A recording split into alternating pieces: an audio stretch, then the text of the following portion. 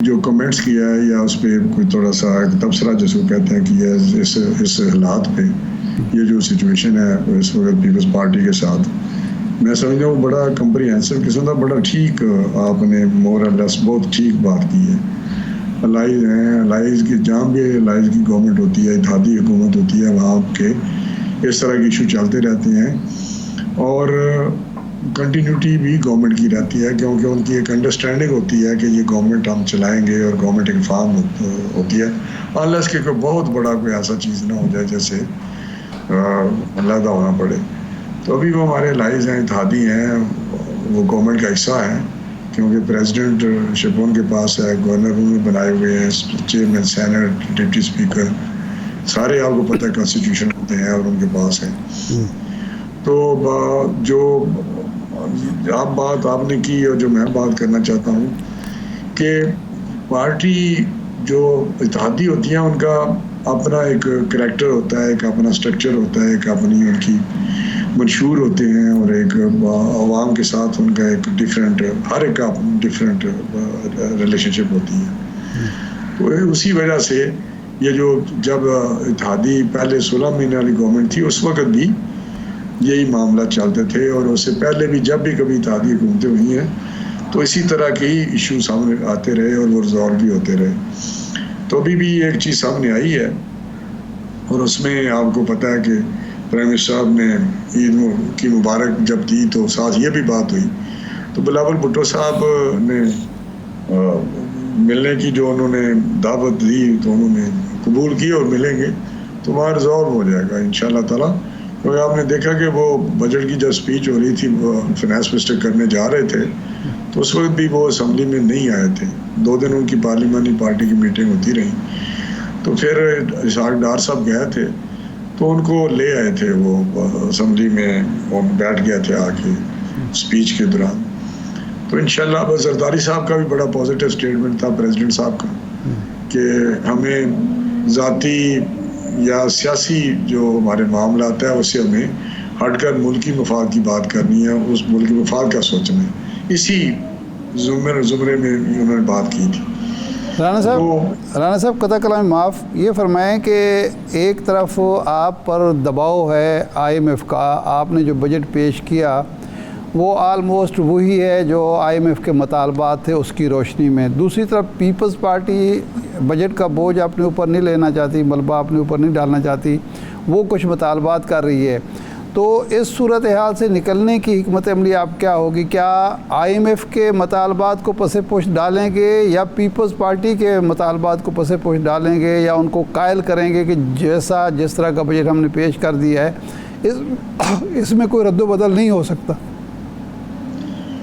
نہیں، اگر کوئی اچھی تجویز ہو اور اس چیزوں حالات کو سامنے رکھتے ہوئے جو IMF کی بات آپ نے کی اس میں کوئی کسی کو شک نہیں ہے. ہاں وہ اتنی بڑی پولیٹیکل پارٹی ہے، وہ انہوں نے یہ ساری چیزوں کو سسٹم کو سمجھتے ہیں اور حالات اکانومی جو ہے اس کا بھی پتہ ہے پاکستان کی کا، اور اوور اے پیریڈ انہوں نے بے شمار 50 سال میں حکومتیں کی ہیں مختلف ادوار میں، تو ان کو یہ سارا ادراک ہے. تو میرا حال ہے وہ کبھی بھی کوئی جو ریزنیبل بات ہوگی اس کو نہیں وہ کریں گے. اور ان کے کوئی صوبے کے متعلق ایشو ہیں یا کوئی اور ایشوز ہیں تو وہ ریزالو ہو سکتے ہیں جو ہونے والے ہیں، ایسا نہیں. تو انشاءاللہ یہ چیزیں بہتر ہو جائیں گی. باقی IMF کا پروگرام جو ہم لینے جا رہے ہیں وہ بھی ضروری ہے. پرائم منسٹر صاحب نے جو اسپیچ کی جو ابھی قوم سے خطاب انہوں نے کیا تھا اس میں بھی ساری صورتحال کا قوم کو بتایا اور کوشش کی کہ ان کو پتہ چلے سچویشن ہے کیا.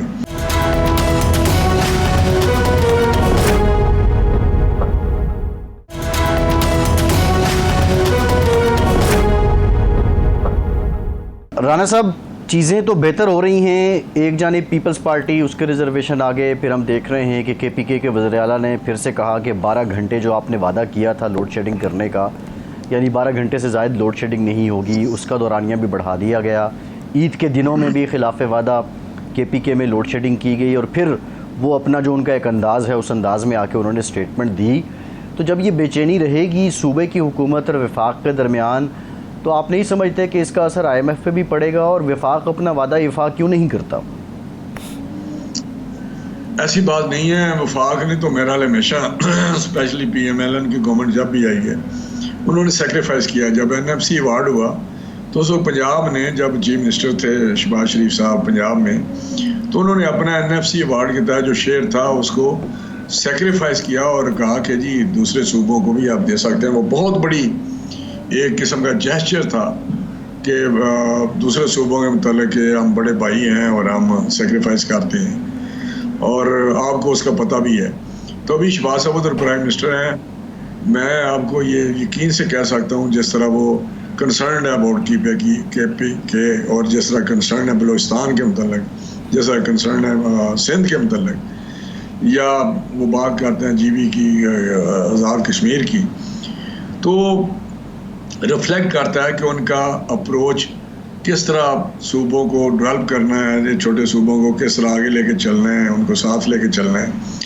تو ہمیں KPK کے ساتھ بالکل ہم نے ان کو ساتھ چلانا ہے.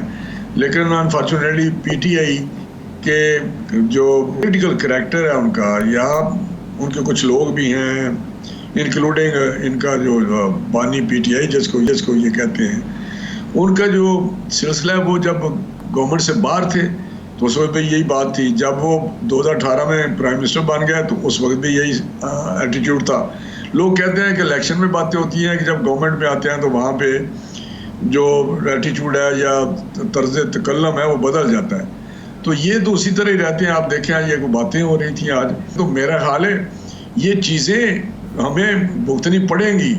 جس نے بھی یہ فیصلے کیے ہیں, جس نے بھی ان کو اوور لک کیا ہے, یا جس نے بھی ڈیل دی ہے, جس نے بھی ریلیکس کیا اس وقت کہ یہ چلنے دے سلسلہ, تو میں سمجھتا ہوں کہ اب یہ سامنے آپ کے آ رہا ہے نا. رانا صاحب یہ لوڈ شیڈنگ کا ایشو جو ہے یہ تو PTI کا ایشو نہ, یہ عوام کا ایشو ہے. جب پیپلز پارٹی کی حکومت ہی وفاق میں, شہباز شریف صاحب بھی کیمپ لگا کے بیٹھتے تھے مینار پاکستان پہ, یہاں بھی مظاہرے ہوتے تھے, جلسے جلوس ہوتے. لیکن جو اس وقت جو ایک امپورٹنٹ چیز وہ یہ ہے کہ عید کے دنوں میں جب انڈسٹری بند ہے, کاروبار بند ہے, بجلی کی کھپت کم ہو چکی ہے, اس دن صرف KPK میں نہیں پنجاب میں بھی, لاہور میں بھی لوڈ شیڈنگ ہو رہی تھی.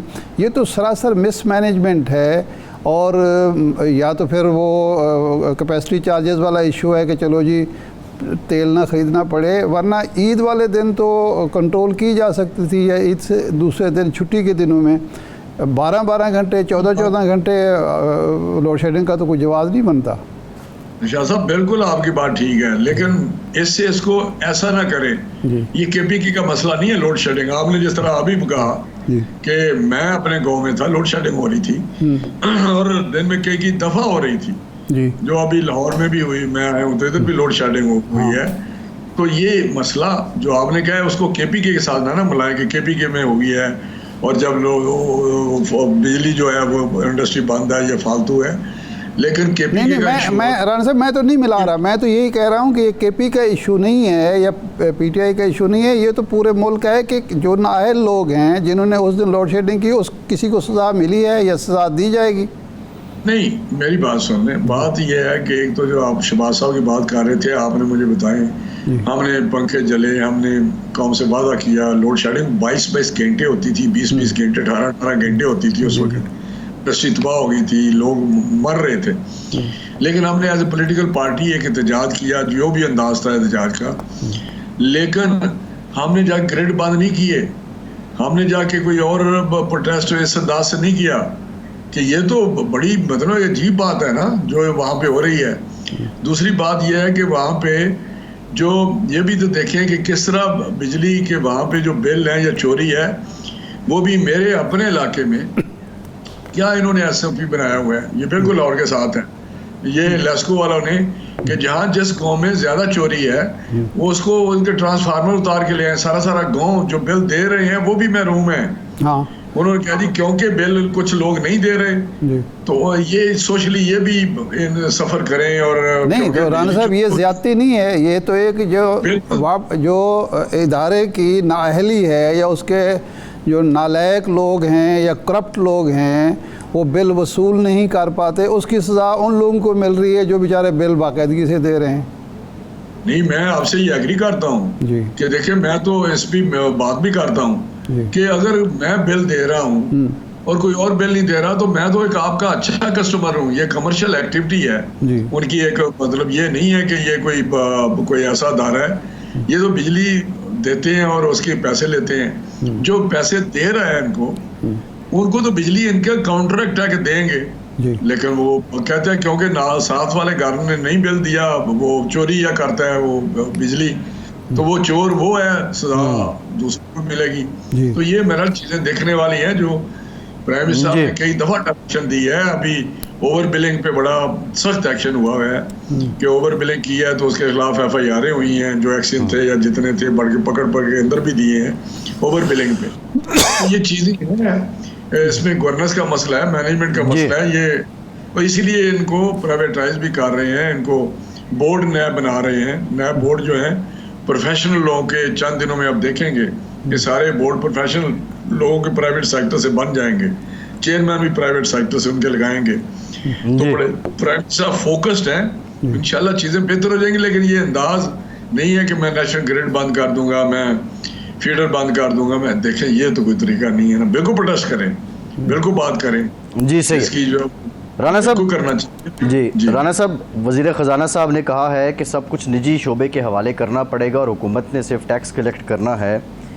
अब सवाल ये है कि जो फाइनेंस मिनिस्टर हैं उनका बुनियादी मैंडेट क्या प्राइवेटाइजेशन ही है, और अगर है तो हमने IMF के स्टैंड बाय प्रोग्राम के दौरान तय किया था कि हम PIA को प्राइवेटाइज़ करेंगे, दीगर जो SOEs हैं उनको प्राइवेटाइज़ करेंगे, अभी तक नहीं हो पाई हैं। तो क्या बेसिकली मोहम्मद औरंगज़ेब साहब ने प्राइवेटाइजेशन ही करनी है?